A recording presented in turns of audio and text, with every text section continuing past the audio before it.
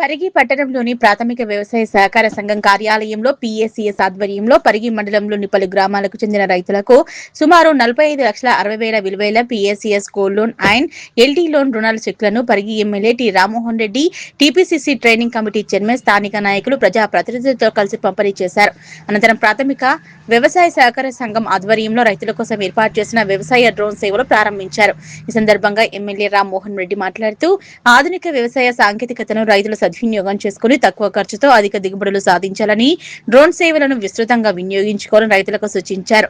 రైతులకు అవసరమైన సమయంలో సులభంగా రుణాలు అందించడం ద్వారా వారి వ్యవసాయం కార్యకలాపాలకు ఆర్థికంగా బలాన్నిచ్చే లక్ష్యంతో ప్రభుత్వం పనిచేస్తుందన్నారు.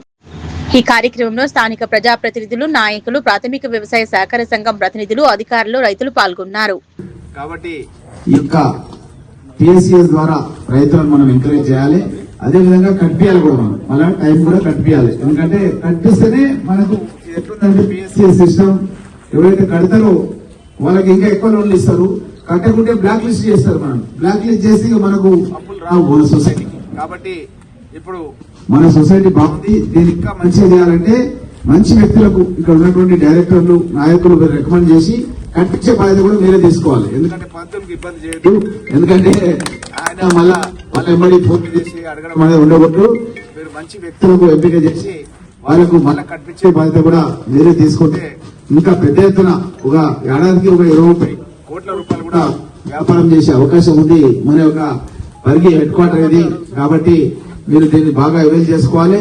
మీకు అందరూ కూడా తెలుసు, మొన్ననే మనం రివ్యూ పెట్టుకుంటే నియోజకవర్గంలో అన్ని మండలాల రివ్యూ, మన దోమ పరిగి పెట్టుకున్నా, ఈరోజు దోమ పెట్టుకున్నాం, మన పూడును పరిగి పెట్టుకోవడం జరిగింది.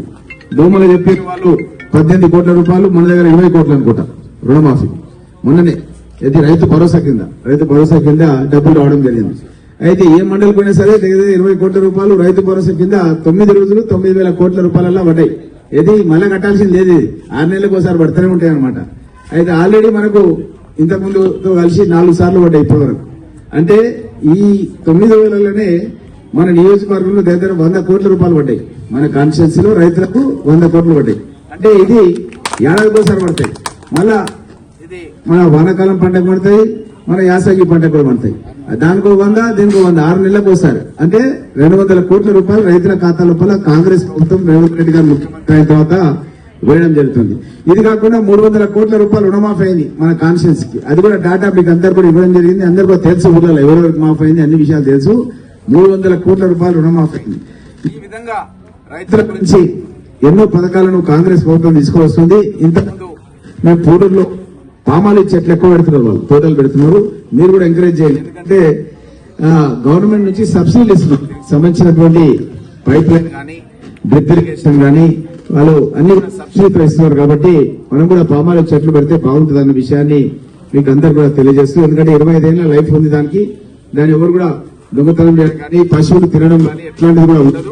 కాకపోతే నీళ్లు మాత్రం అవసరం ఉంటుంది. కాబట్టి ఎక్కడైతే నీళ్లు ఉన్నాయో అక్కడ ఈ పామాలి చెట్లను ఎంకరేజ్ చేస్తే 25 సంవత్సరాల వరకు మనకు పంట వస్తుంది. ఫ్యాక్టరీలో తీసుకుపోయి దానికి ఎట్లంటే మన ఈతకాయలాగా గిలలు వస్తాయి, ఆ గిలలు తీసుకుపోతారు వాళ్ళే ఫ్యాక్టరీలు మన వ్యవసాయ క్షేత్రం నుంచి. మళ్ళీ వాళ్ళు అమౌంట్ కూడా మన స్పాట్ లో వాళ్ళు మన ఖాతాలో కొట్టేస్తారు. కాబట్టి మనకు బ్యాంకులో డబ్బులు పడుతున్నప్పుడు బ్యాంక్ ద్వారా ఆటోమేటిక్ గా మనకు బ్యాంకులు ఇంకా రుణాలు కూడా ఇస్తాయి మనకి ఇంకా పెద్ద ఎత్తున.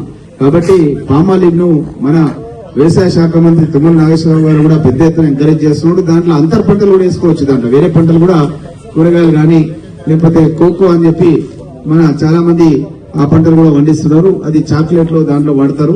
కాబట్టి చాలా అంతర్ పంటలు కూడా వేసుకోవచ్చు. కాబట్టి మీరు ఈ యొక్క కొత్త పంటల పైన కూడా దృష్టి పెట్టాలని, ఈ సంవత్సరం చాలా కరువు ఉంటుందని కూడా చాలా మంది శాస్త్రజ్ఞులు ముందు నుంచి చెప్తున్నారు. కాబట్టి ఈ కరువుకు అనుగుణంగా చిన్న పంటలు వేసుకుంటే బాగుంటుంది, దీర్ఘకాలికమైన పంటలు కాకుండా అని కూడా కొంతమంది సూచనలు కూడా చేస్తున్నారు. కాబట్టి మీరు మీ యొక్క పొలంని భూసార పరీక్షలు చేయించుకొని దానికి సంబంధించినటువంటి వ్యవసాయ శాఖ అధికారులతో మీరు సలహాలు తీసుకొని దాని ప్రకారం మీరు పంటలు పెట్టుకుంటే మనకు పెద్ద ఎత్తున దిగుబడి వచ్చే అవకాశం కూడా ఉంటుందన్న విషయాన్ని కూడా మీకు అందరూ తెలియజేస్తూ, అదేవిధంగా పంతులు గారు అడిగారు మన పీఎస్సీఎస్ సొసైటీకి గుర్తుండాలి చిరస్థాయిగా.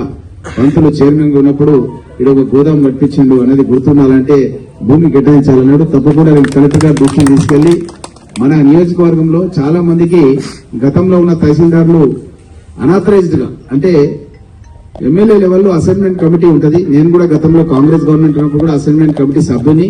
కానీ కొంతమంది తహసీల్దార్లు అసైన్మెంట్ కమిటీ సంబంధం లేకుండా వాళ్ళే ప్రొసీడింగ్స్ ఇచ్చేసి వాళ్ళు తప్పుడు కాగితాలు తయారు చేశారు. కాబట్టి నేను కలెక్టర్ గారికి ఆల్రెడీ చెప్పినాను, ఒక లెటర్ కూడా ఇస్తున్నాను. అదేంటంటే అలాంటివన్నీ కూడా వెరిఫికేషన్ చేసి అవన్నీ కూడా క్యాన్సిలేషన్ చేసి ఎవరైతే